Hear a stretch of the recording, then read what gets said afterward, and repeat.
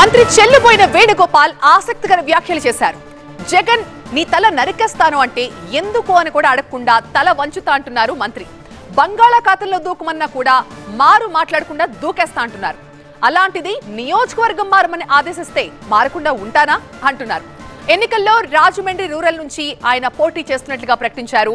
Party కోసం రామచంద్రాపురాన్ని త్యాగం చేస్తున్నానన్నారు చెల్లిపోయిన Venugopal.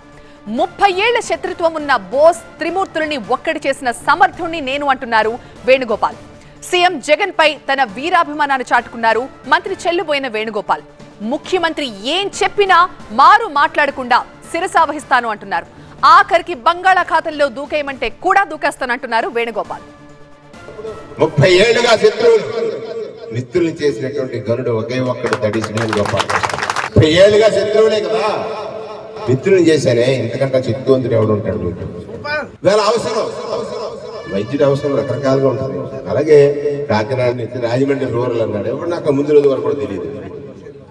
Rajahmundry rural నీవు తప్ప ఇంకొకడు ఎవరు కూడా అక్కడ వాళ్ళు ఒప్పించలేడు అనేటువంటి ఒక మాట చెప్పినప్పుడు నేను దేవని చెప్పాను, అన్నా నేను నీకు విధేయుడిని,